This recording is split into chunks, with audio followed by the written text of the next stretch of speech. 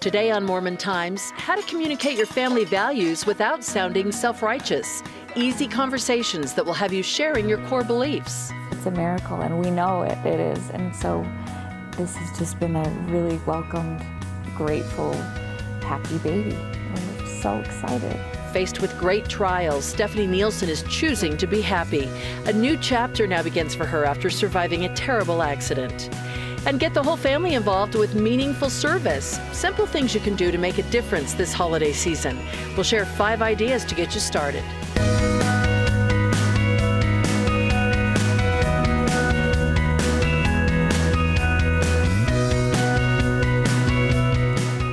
Welcome to Mormon Times. I'm Michelle King. Typically, the holidays are a wonderful time to gather friends and neighbors and family. But what happens when you or your child are invited to participate in something that runs against your family rules or values? Perhaps it's shopping on Sunday, an inappropriate movie, alcohol. How do you communicate your family values without seeming self-righteous? So relationship coach Matt Townsend believes this is the perfect time to strengthen relationships. Strengthen them, really? Well, you'd think so. It's that moment of decision, right? Where we either blow it all up or we try to bring it together. And I think the honesty about our religion is that's what we're supposed to be about. We're not supposed to use every moment of discord to blow things up. Right, but how do you do it without being judgmental or preachy, though? Well, I guess one of the first rules is show that you have a spirit of caring for the person, not correcting. My job is not to go correct the entire world on everybody's values, but my job is if they invite me to something like let's say a sleepover, and our family we don't believe our kids should have sleepovers till a certain age or whatever. My job is not to go in there and start correcting them and start teaching them the great principles of when children and child development. What I really want to do is just show them that I care. There's a great quote that says, "I don't care how much you know until I know how much you care." And I think the great message of trying to influence somebody is if they know that you care, I think you can almost say anything. Now, the hard part is how do you build a relationship of caring if you haven't had a relationship with this person? So one of the keys to being able to tell somebody something and give a little pushback is to be a friend first. Yeah. Right? Now, isn't that's the religion? It makes sense. Be a friend first. Absolutely. And then the next one is it's just as important too, is you gotta kind of know your audience, right? You gotta know and adapt your message to your audience. Because I can't go in and preach something to somebody that if it's not even in their realm. For example, we use a lot of big, lofty words and phrases like, we don't do the Sabbath day because we like to keep the Sabbath day holy. Right. Well, that's a really great idea, but if your person you're talking to has no clue what you mean by that, you're automatically already pushing them away. But don't you think it's important to explain where you're coming from Exactly. and where they're coming from too? So that's the key. And one of the keys would be first, before I start any explanation, is I got to know where are they coming from? What's their background? What's their history? Anybody that isn't having their children have sleepovers probably has a context around why. And that context might be really important. What if the reason they're not is because they, or the reason they think it's okay to have a sleepover is because they've never had a bad sleepover. All sleepovers were good.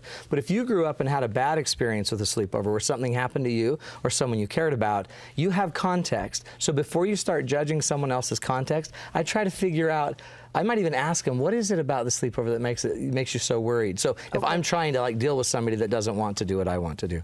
The next thing though is going back to what you were saying. I really feel strongly that you should share why you do what you do. Why is it you don't want to have the sleepover? So my belief is you should share the real life benefits, not just the lofty principles you aspire to. So instead of saying, we don't believe that we should go boating on Sunday because we want to keep the Sabbath day holy. Beautiful principle, powerful principle, but behind it, they may not have a clue what that means, but there's very real life benefits of why we do this. So I teach them the benefits of it, and maybe instead of teaching the principle, just say, you know what, we've just found family time to be a really important time for our family, and we're trying to get away from doing anything that's really worldly, because we found by just getting a time where we come and we're together and we hang out and have family time, it's the only time we have of the week, and it makes us closer together. I might teach that instead of the big lofty principle. But once you're a good friend, then I would get in and go ahead start. And just say, here's where we're coming That's from exactly and why right. we do what we do. And see, now I'll have power and influence. So remember, what I'm able to tell you is based on my level of relationship with you. The reason I can have more power and influence with you is if you've seen me be a friend before you've seen me try to correct you. Absolutely. It's huge. Yeah. And another thing, by the way, with that is I don't think most of our kids know why we live everything we do. So I would sit your children down, take all of your lofty principles that you live, like we believe in paying a full and honest tithe. I would talk not just about the principle, but what are all the benefits we found as a family by paying tithing? And we believe in keeping the Sabbath day holy. What are the principles or the values and the benefits behind it? And I'd have those conversations. So when people do ask us why we do what we do, we don't come off sounding like we're just quoting law, but we're quoting the benefit of the law and even our testimony, our feelings about it. Why. And the why behind it. And then there's one last one that to me is so important. Be real about your values experiment. Every one of us are trying an experiment of living all of these values, okay? The reality is most of us are failing, some of us miserably. Everyone else can see that. So when you come off spewing lofty principle, I believe you're totally trying your best to live that principle. However, you also believe in being a good neighbor, and you drove over all of my sprinkler heads last summer, and you left me to fix them all. So don't pretend like you're all great on Sundays, because you didn't help me with one sprinkler during the week. Right. So one of the beliefs I have is share with people that, you know what, this isn't easy. It would be so fun to go boating with you on Sunday. We've just made a pact as a family to spend that time together. Let's do it on another day. Let's do it on another day, and it'd be so much easier. We can understand why people would like to have fun. We understand why people like to do what they do. We don't need to judge them. We can love them and make things happen. Oh, some good ideas. Thank you so much, Thank you, Michelle. Matt. And we'll have a link to Matt's website on our website at mormontimestv.ksl.com. Coming up next, capture the Christmas spirit through service. 5 meaningful ways that you can offer some help this holiday season.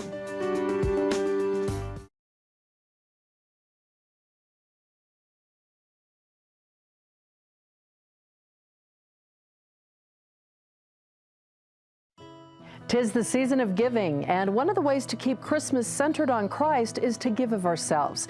You never know when your contribution could be an answer to someone else's prayer. Miracles happen here at the DI every day. Last Christmas we had a family come in. They were doing their Bishop's Christmas shopping, and they were looking for some toys and some clothes and whatnot, and the kid was being very gracious. He just kind of wouldn't tell us what he wanted. He was happy to be taken care of at the DI, and then through conversations with him and his family, we discovered that he actually wanted a bike. And so I told him, let's go look for a bike and see what we can find. And we started looking around the store and couldn't find a bike that really would fit him. I was feeling the impression to tell him just to wait around a little bit. They were traveling a long distance. Time was just about up. And just as I walked past our little maintenance cage, there was a bike sitting in there and it had a tag on it that said, Merry Christmas. And so I went outside to ask the bike guys if they'd put it in there, and they said no, they hadn't seen it. Because usually when a bike's set aside, it's for someone. And went around asking everybody whose it was, and nobody could tell me whose it was. And so luckily I got to give that to that young man, and miracles like that happen every day. The Lord is on our side here at the DI. If it's a real need, it shows up because people donate their items. Stories like that one will be playing out over and over again this week as families in need pick out Christmas gifts at DI. While we don't often see what happens to our items once we drop them off, this time of year, many of them, especially the new items, will serve as Christmas gifts. Hundreds of agencies are committed to helping others year-round, but particularly during this holiday season. And in this final week before Christmas, here are some ideas on how your family can help make Christmas brighter for someone else. The Candy Cane Corner in Salt Lake City is a holiday store. It provides gifts for families and individuals participating in programs at the YWCA, the Road Home, and Volunteers of America. And it's only open during the month of December. And for mothers like Perla Genchi, who was recently laid off, it's the only way that her 5 children will receive Christmas presents this year. You can donate clothes, toys, and other household items to restock the store shelves. You can do that up until December 23rd. But the need doesn't end then. Come January and February, we're still going to have all these families. There's still going to be those needs out there, and it's still going to be really cold outside. So after Christmas, when you get that new coat, think about bringing your old coat down and donating that. In northern Utah, Catholic Community Services is in need of layettes, quilts, bottles, diapers, and some other baby items for its St. Martha's Baby Project. The items are used to fill baskets that will be delivered to new mothers and babies at area hospitals. Volunteers are needed every day to help serve food at St. Vincent de Paul's Dining Hall in Salt Lake City. For more information on these agencies and a list of other service opportunities, visit our website. Go to mormontimestv.ksl.com. And coming up, after surviving a terrible airplane accident, Stephanie Nielsen is now expecting great things. We just love family. We just love bodies in our house, little kids and doing things. And so having another one's just a fun, magical addition. Her hopes for the future and her gratitude for the miracles she's experienced.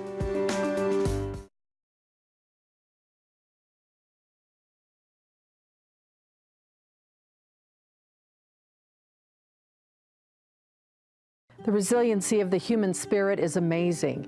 The ability to overcome incredible trials is a gift from God, a gift for which Stephanie Nielsen is incredibly grateful. After nearly dying in an airplane accident, she and her husband are excited for what the future now holds for their family. Carol Makita shares their story with us. This is our miracle baby. For a lot of reasons, but mostly, well, I think it's a miracle that we're even alive, and it's even possible for us to have children, even though I was burned about 80% of my body, and the spots that are needed for childbirth weren't burned. Stephanie and Christian Nielsen learned in July they were going to have another baby. They were not sure pregnancy was possible after their horrific accident 3 years ago. They approached their doctor. I said, well, I don't see why not, but we're gonna have to, and it'll take some time. You have to finish lots and lots of other surgeries before, and we kind of just said, I gotta live now. It's time, no more surgeries. It's time for life. They will welcome their 5th child in April, their gift of a new life. Stephanie and Christian nearly burned to death in a light plane crash in Arizona in August of 2008. Christian Nielsen was the pilot. He suffered a broken back and severe burns. His flight instructor died. Stephanie, who recently spoke to several thousand at Deseret Book's Time Out for Women, described the terror of not being able to get her seatbelt off and drowning in fire. What happened next, she said, was a sacred experience in which she chose to live. I felt something at that moment that it will forever change the way I view life. And I want you to think and know that I know that there is a Heavenly Father, and if you're struggling with the knowledge that we have a Savior and a Heavenly Father and a plan. Her next choice was the decision to recover despite excruciating pain. For me, at first, I didn't want it. I wanted it to end. I wanted to die. And then I remember thinking, I just have to put all of my trust and faith in the Lord. It was either I can live in despair and be sad and in pain all the time, or I can choose to be happy. Those choices are given to us. Then came the choice to look at her face. She started at her neck and moved the mirror up slowly. I got to my eyes, and my eyes were just the same. And at that point, my eyelashes had grown back. I lost my eyebrows, but I kept my eyelashes. And so I had my green eyes, and they were the only thing that I could recognize on my body. And it was such a difficult feeling, but I looked at myself and I saw God in my eyes. It was as if he was looking right back at me, and he was saying to me, everything's just fine. So you can see yourself. I can see you, and I know who you are, and you're beautiful to me. Still, nothing came without constant pain and frustration.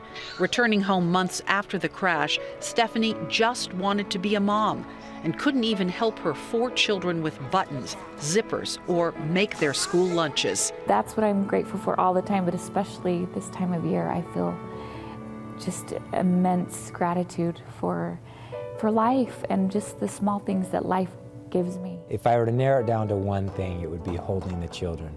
Because there was a time there where the skin and the scars were just too tender, and Stephanie felt the same way. And a broken back, and couldn't, carry the children or snuggle up with them. And having gone without that makes you grateful for it. Everyone, they say, has trials, pain, and sadness. This is why Stephanie shares their story. I see a woman who had the amazing opportunity to choose to live or to die. And I chose to live because it was going to be harder, but it would be so much more worth it. And I see in the mirror somebody who is so, so grateful. I think this accident happened. I like to believe that it happened for a reason. What I can give is hope, because I carry the scars that show that I didn't give up.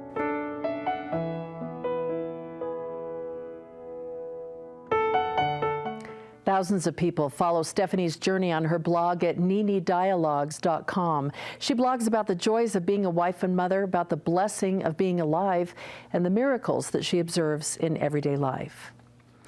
Well, children have books, scripture readers, and videos to get into the Book of Mormon world, but a video game? Chad Lee decided it was time that his kids and yours step into that ancient setting through the computer screen and learn a few lessons along the way. It's such a compelling story to me as a youth growing up. Chad Lee's new Helam video game is based on the story of Helaman's young stripling warriors. They were peaceful, but when push came to shove, they believed that their God and the things that we're doing were for a righteous intent, and so it was always just an inspiring story to me. A Navajo or Lamanite himself, Chad said he dreamed of coming up with a game that would teach his children about their heritage, as his parents taught him. So as I read when I was younger, it just came to life, and I wanted to provide that for my kids, give them a way to inspire them and get them thinking about the Book of Mormon. And Chad tried to incorporate the basic storyline into the video game.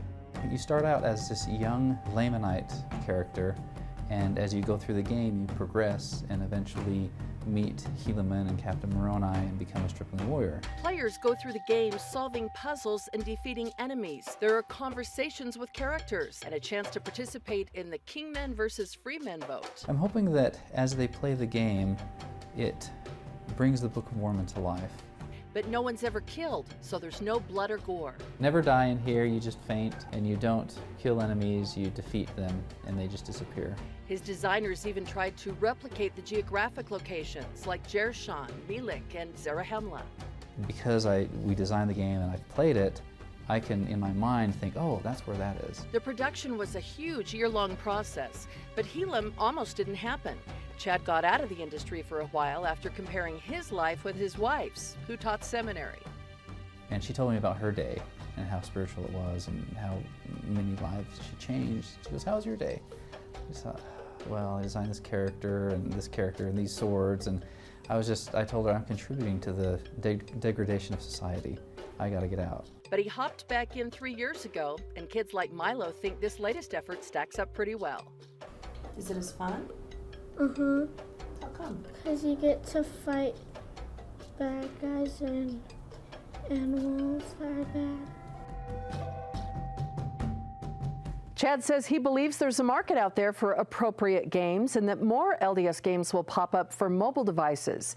We want to give away a couple copies of the Helam video game, and if you're interested, just go to facebook.com/MormonTimesTV and tell us about one of your heroes from the Book of Mormon. We'll randomly choose 2 comments to receive the game. And now we salute the work our missionaries are doing around the world and love to highlight pictures of some who are currently serving in the field. If you've got a picture of a missionary that you would like to share, send it to MormonTimes@KSL.com. We'll be right back with more.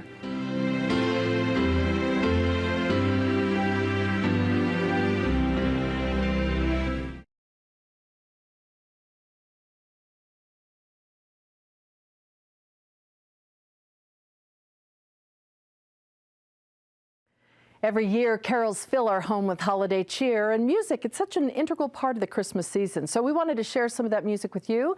Local musician Peter Breinholt joins me now with the original Christmas song he wrote, and it's called Christmas Eve Song. Yep. And how did this come about? Well, I had been performing lots of Christmas music as I got into my career, but I'm a songwriter. I feel like first and foremost I write songs, and so I thought I'm going to write a Christmas song.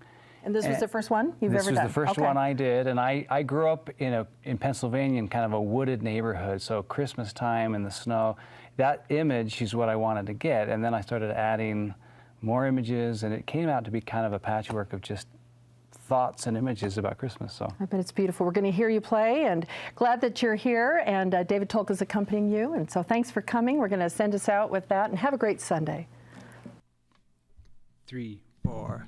See them ringing bells throughout the land. Hear the army and its salvation band. See the way an old film makes you cry. See the way a star can light up the sky by our little house in our little town. See the lights go down on Christmas Eve, and when I ask you, say you're still not asleep. See the big trees swaying back and forth. See the way an angel falls to the earth by our little house in our little town. And I won't say a word if you don't make a sound. Now go and see them come for miles to come behold that little child. Don't you cry, everything's all right. Close your eyes, I'll see you through the night. Out on the road, see the shepherds run, and over the town it's like the rising sun.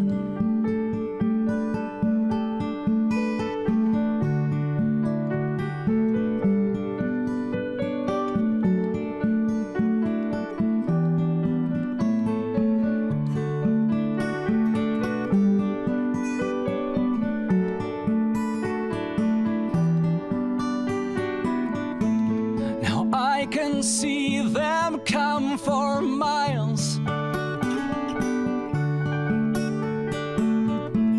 to come behold that little child. Don't you cry, everything's all right. Close your eyes, I'll see you through tonight.